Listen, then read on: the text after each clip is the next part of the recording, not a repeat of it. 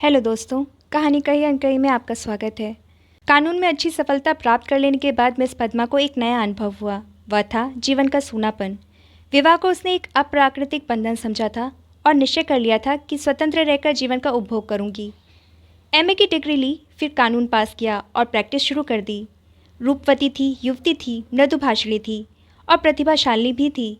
मार्ग में कोई बाधा न थी। देखते देखते वह अपने साथी नौजवान मर्द वकीलों को पीछे छोड़कर आगे निकल गई और अब उसकी आमदनी कभी कभी 1,000 से भी ऊपर बढ़ जाती। अब उतने परिश्रम और सिर मगजन की आवश्यकता न रही। मुकदमे अधिकतर वही होते थे जिनका उसे पूरा अनुभव हो चुका था। उनके विषय में किसी तरह की तैयारी की उसे ज़रूरत न मालूम पड़ती। अपनी शक्तियों पर कुछ विश्वास भी हो गया था। कानून में कैसे विजय मिला करती है, इसके कुछ लटके भी उसे मालूम हो गए थे। इसलिए उसे अब बहुत अवकाश मिलता था और इसे वह किस्से कहानियाँ पढ़ने, सैर करने, सिनेमा देखने, मिलने मिलाने में खर्च करती थी। जीवन को सुखी बनाने के लिए किसी व्यसन की ज़रूरत को वह खूब समझती थी। उसने फूल और पौधे लगाने का व्यसन पाल लिया था। तरह तरह के बीज और पौधे मंगाती और उन्हें उगते बढ़ते फूलते फलते देखकर खुश होती, मगर फिर भी जीवन में सूनेपन का अनुभव होता रहता था। यह बात ना थी कि उसे पुरुषों से विरक्ति हो, नहीं, उसके प्रेमियों की कमी न थी। अगर उसके पास केवल रूप और यौवन होता तो भी उपासकों का अभाव न रहता, मगर यहाँ तो रूप और यौवन के साथ धन भी था। फिर रसिक वृंद क्यों चूक जाते। पद्मा को विलास से घृणा थी नहीं, घृणा थी पराधीनता से, विवाह को जीवन का व्यवसाय बनाने से। जब स्वतंत्र रहकर भोग विलास का आनंद उड़ाया जा सकता है तो फिर क्यों ना उड़ाया जाए। भोग में उसे कोई नैतिक बाधा ना थी। इसे वह केवल देह की एक भूख समझती थी। इस भूख को किसी साफ सुथरी दुकान से भी शांत किया जा सकता है और पद्मा को साफ सुथरी दुकान की हमेशा तलाश रहती थी। ग्राहक दुकान में वही चीज़ लेता है जो उसे पसंद आती है। पद्मा भी वही चीज़ चाहती थी। यह उसके दर्जनों आशिक थे, कई वकील, कई प्रोफेसर, कई डॉक्टर, कई रईस, मगर ये सब के सब अय्याश थे, बेफिक्र, केवल भौरे की तरह रस लेकर उड़ जाने वाले। ऐसा एक भी न था जिस पर वह विश्वास कर सकती। अब उसे मालूम हुआ कि उसका मन केवल भोग नहीं चाहता, कुछ और भी चाहता है। वह चीज़ क्या थी? पूरा आत्मसमर्पण, और यह उसे ना मिलती थी। उसके प्रेमियों में एक मिस्टर प्रसाद था, बड़ा ही रूपवान और धुरंधर विद्वान, एक कॉलेज में प्रोफेसर था। वह भी मुक्त भोग के आदर्श का उपासक था और पद्मा उस पर फिदा थी। चाहती थी उसे बांध कर रखे, संपूर्णता अपना बना ले, लेकिन प्रसाद चंगुल में ना आता था। संध्या हो गई थी। पद्मा सैर करने जा रही थी कि प्रसाद आ गया। सैर करना मुलतवी हो गया। बातचीत में सैर से कहीं ज़्यादा आनंद था और पद्मा आज प्रसाद से कुछ दिल की बात कहने वाली थी। कई दिन के सोच विचार के बाद उसने कह डालने ही का निश्चय किया था। उसने प्रसाद की नशीली आंखों से आंखें मिलाकर कहा, तुम यहीं मेरे बंगले में आकर क्यों नहीं रहते? प्रसाद ने कुटिल विनोद के साथ कहा, नतीजा यह होगा कि 2-4 महीने में यह मुलाकात भी बंद हो जाएगी। मेरी समझ में नहीं आया, तुम्हारा क्या आशय है? आशय वही है जो मैं कह रहा हूँ। आखिर क्यों? मैं अपनी स्वतंत्रता ना खोना चाहूँगा, तुम अपनी स्वतंत्रता ना खोना चाहोगी। तुम्हारे पास तुम्हारे आशिक आएंगे, मुझे जलन होगी। मेरे पास मेरी प्रेमिकाएं आएंगी, तुम्हें जलन होगी। मन मुटाव होगा, फिर वैमनस्य होगा और तुम मुझे घर से निकाल दोगी। घर तुम्हारा है ही, मुझे बुरा लगेगा ही, फिर यह मैत्री कैसे निभेगी? दोनों कई मिनट तक मौन रहे। प्रसाद ने परिस्थिति को इतने स्पष्ट, बेलाग, लट्ठमार शब्दों में खोल कर रख दिया था कि कुछ कहने की जगह ना मिलती थी। आखिर प्रसाद ही को नुक्ता सूझा। बोला, जब तक हम दोनों यह प्रतिज्ञा ना कर लें कि आज से मैं तुम्हारा हूँ और तुम मेरी हो, तब तक एक साथ निर्वाह नहीं हो सकता। तुम यह प्रतिज्ञा करोगे? पहले तुम बतलाओ। मैं करूँगी तो मैं भी करूँगा, मगर इस एक बात के सिवा मैं और सभी बातों में स्वतंत्र रहूँगी, और मैं भी इस एक बात के सिवा हर बात में स्वतंत्र रहूँगा। मंजूर? मंजूर। तो कब से? जब से तुम कहो। मैं तो कहती हूँ कल ही से। तय। लेकिन अगर तुमने इसके विरुद्ध आचरण किया तो, और तुमने किया तो? तुम मुझे घर से निकाल सकती हो, लेकिन मैं तुम्हें क्या सजा दूंगा? तुम मुझे त्याग देना और क्या करोगे? जी नहीं, तब इतने से चित्त को शांति ना मिलेगी। तब मैं चाहूँगा तुम्हें जलील करना, बल्कि तुम्हारी हत्या करना। तुम बड़े निर्दयी हो प्रसाद। जब तक हम दोनों स्वाधीन हैं, हमें किसी को कुछ कहने का हक नहीं, लेकिन एक बार प्रतिज्ञा में बंध जाने के बाद फिर ना मैं उसकी अवज्ञा सह सकूँगा, ना तुम सह सकोगी। तुम्हारे पास दंड का साधन है, मेरे पास नहीं है। कानून मुझे कोई भी अधिकार नहीं देगा। मैं तो केवल अपने पशुबल से प्रतिज्ञा का पालन कराऊंगा, और तुम्हारे इतने नौकरों के सामने मैं अकेला क्या कर सकूंगा? तुम तो चित्र का श्याम पक्ष ही देखते हो। जब मैं तुम्हारी हो रही हूँ तो ये मकान, नौकर चाकर और जायदाद सब कुछ तुम्हारा है। हम तुम दोनों जानते हैं, फिर ईर्ष्या से ज़्यादा घृणित कोई सामाजिक पाप नहीं है। तुम्हें मुझसे प्रेम है या नहीं मैं नहीं कह सकती, लेकिन तुम्हारे लिए मैं सब कुछ सहने, सब कुछ करने को तैयार हूँ। दिल से कहती हो पद्मा, सच्चे दिल से। मगर न जाने क्यों तुम्हारे ऊपर विश्वास नहीं आ रहा है। मैं तो तुम्हारे ऊपर विश्वास कर रही हूँ। यह समझ लो, मैं मेहमान बनकर तुम्हारे घर में न रहूँगा, स्वामी बनकर रहूँगा। तुम घर के स्वामी ही नहीं, मेरे स्वामी बनकर रहोगे। मैं तुम्हारी स्वामिनी बनकर रहूँगी। प्रोफेसर प्रसाद और मिस पद्मा दोनों साथ रहते हैं और प्रसन्न हैं। दोनों ही ने जीवन का जो आदर्श मन में स्थिर कर लिया था वह सत्य बन गया है। प्रसाद को केवल 200 रुपये वेतन मिलता है, मगर अब वह अपनी आमदनी का दुगना भी खर्च कर दे तो परवाह नहीं। पहले वह कभी कभी शराब पीता था, अब रात दिन शराब में मस्त रहता है। अब उसके लिए अलग अपनी कार है, अलग अपने नौकर हैं, तरह तरह की बहुमूल्य चीज़ें मंगवाता रहता है और पद्मा बड़े हर्ष से उसकी सारी फिजूल खर्चियाँ बर्दाश्त करती है। नहीं, बर्दाश्त करने का प्रश्न नहीं, वह खुद उसे अच्छे से अच्छे सूट पहनाकर अच्छे से अच्छे ठाट में रखकर प्रसन्न होती है।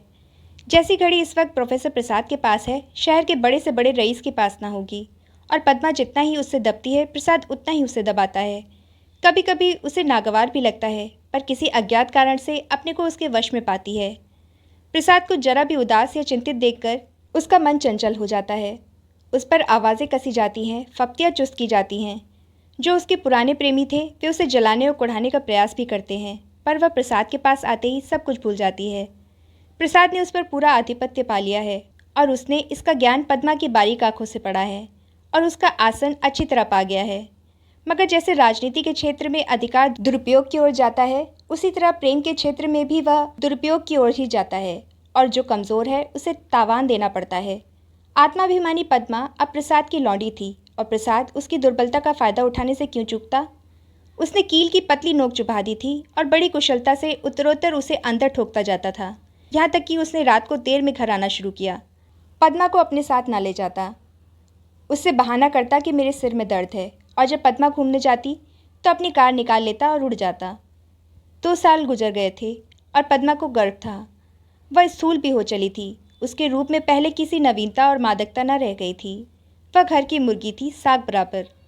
एक दिन इसी तरह पद्मा लौट कर आई तो प्रसाद गायब थे। वह झुंझला उठी। इधर कई दिन से वह प्रसाद का रंग बदला हुआ देख रही थी। आज उसने कुछ स्पष्ट बातें कहने का साहस बटोरा। 10 बज गए, 11 बज गए, 12 बज गए। पद्मा उसके इंतज़ार में बैठी थी। भोजन ठंडा हो गया, नौकर चाकर सो गए। वह बार बार उठती, फाटक पर जाकर नज़र दौड़ाती। 1 बजे के करीब प्रसाद घर आया। पद्मा ने साहस तो बहुत बटोरा था, पर प्रसाद के सामने जाते ही उसे इतनी कमज़ोरी मालूम हुई। फिर भी उसने ज़रा कड़े स्वर में पूछा, आज इतनी रात तक कहाँ थे? कुछ खबर है कितनी रात गई? प्रसाद को वह इस वक्त असुंदरता की मूर्ति से लगी। वह एक विद्यालय की छात्रा के साथ सिनेमा देखने गया था। बोला, तुमको आराम से सो जाना चाहिए था। तुम जिस दशा में हो उसमें तुम्हें जहाँ तक हो सके आराम से रहना चाहिए। पद्मा का साहस कुछ प्रबल हुआ। तुमसे मैं जो पूछती हूँ उसका जवाब दो। मुझे जहन्नुम में भेजो। तो तुम भी मुझे जहन्नुम में जाने दो। तुम मेरे साथ दगा कर रहे हो, ये मैं साफ देख रही हूँ। तुम्हारी आंखों की ज्योति कुछ बढ़ गई होगी। मैं इधर कई दिनों से तुम्हारा मिजाज कुछ बदला हुआ देख रही हूँ। मैंने तुम्हारे साथ अपने को बेचा नहीं है। अगर तुम्हारा जी मुझसे भर गया हो तो मैं आज जाने को तैयार हूँ। मैंने त्याग नहीं किया है। तुम यह कहने का साहस कर रही हो? मैं देखता हूँ तुम्हारा मिजाज बिगड़ रहा है। तुम समझती हो मैंने इसे अपंग कर दिया, मगर मैं इसी वक्त तुम्हें ठोकर मारने को तैयार हूँ। इसी वक्त, इसी वक्त। पद्मा का साहस जैसे बुझ गया था। प्रसाद अपना ट्रंक संभाल रहा था। पद्मा ने दीन भाव से कहा, मैंने तो ऐसी कोई बात नहीं कही जो तुम इतना बिगड़ उठे। मैं तो केवल तुमसे पूछ रही थी कहाँ थे। क्या मुझे इतना भी अधिकार नहीं देना चाहते? मैं कभी तुम्हारी इच्छा के विरुद्ध कोई काम नहीं करती और तुम मुझे बात बात पर डांटते रहते हो। तुम्हें मुझ पर ज़रा भी दया नहीं आती। मुझे तुमसे कुछ भी तो सहानुभूति मिलनी चाहिए। मैं तुम्हारे लिए क्या कुछ करने को तैयार नहीं हूँ, और आज जो मेरी दशा हो गई है तो तुम मुझसे आंखें फेर लेते हो। उसका कंठ रुंध गया और मेज पर सिर रखकर फूट फूट कर रोने लगी। प्रसाद ने पूरी विजय पाई। पद्मा के लिए मातृत्व अब बड़ा ही अप्रिय प्रसंग था। उस पर एक चिंता मंडराती रहती। कभी कभी वह भय से कांप उठती और पछताती। प्रसाद की निरंकुशता दिन दिन बढ़ती जाती थी। क्या करे क्या ना करे। गर्व पूरा हो गया था। वह कोर्ट ना जाती थी। दिन भर अकेली बैठी रहती। प्रसाद संध्या समय आता, चाय वाय पीकर फिर उड़ जाता, तो 11-12 बजे के पहले न लौटता। वह कहाँ जाता है यह भी उससे छिपा न था। प्रसाद को जैसे उसकी सूरत से नफरत थी। पूर्ण गर्भ, पीला मुख, चिंतित, सशंक, उदास। फिर भी वह प्रसाद को श्रृंगार और आभूषण से बांधने की चेष्टा से बाज न आती थी। मगर वह जितना ही प्रयास करती उतना ही प्रसाद का मन उसकी ओर से फिरता था। इस अवस्था में श्रृंगार उसे और भद्दा लगता। प्रसव वेदना हो रही थी, प्रसाद का पता नहीं। नर्स मौजूद थी, लेडी डॉक्टर मौजूद थी, मगर प्रसाद का न रहना पद्मा की प्रसव वेदना को और भी दारुण बना रहा था। बालक को गोद में देखकर उसका कलेजा फूल उठा, मगर फिर प्रसाद को सामने ना पाकर उसने बालक की ओर से मुंह फेर लिया। मीठे फल में जैसे कीड़े पड़ गए हों। 5 दिन सौर ग्रह में काटने के बाद जैसे पद्मा जेल खाने से निकली, नंगी तलवार बनी हुई। माता बनकर वह अपने में एक अद्भुत शक्ति का अनुभव कर रही थी। उसने चपरासी को चेक देकर बैंक भेजा। प्रसव संबंधी कई बिल अदा करने थे। चपरासी खाली हाथ लौट आया। पद्मा ने पूछा, रुपए? बैंक के बाबू ने कहा, रुपए सब प्रसाद बाबू निकाल ले गए। पद्मा को गोली लग गई। 20,000 रुपये प्राणों की तरह संचित कर रखे थे इसी शिशु के लिए। हाय! सौर से निकलने पर मालूम हुआ प्रसाद विद्यालय की एक बालिका को लेकर इंग्लैंड की सैर करने चला गया। झल्लाई हुई घर में आई, प्रसाद की तस्वीर उठाकर जमीन पर पटक दी और उसे पैरों से कुचला। उसका जितना सामान था उसे जमा करके दिया सलाई लगा दी और उसके नाम पर थूक दिया। 1 महीना बीत गया था। पद्मा अपने बंगले के फाटक पर शिशु को गोद में लिए खड़ी थी। उसका क्रोध अब शोकमय निराशा बन चुका था। बालक पर कभी दया आती, कभी प्यार आता, कभी घृणा आती। उसने सड़क पर देखा, एक यूरोपियन लेडी अपने पति के साथ अपने बालक को बच्चों की गाड़ी में बिठाए लिए चली जा रही थी। उसने हसरत भरी आंखों से उस खुशनसीब जोड़े को देखा और उसकी आंखें सजल हो गईं।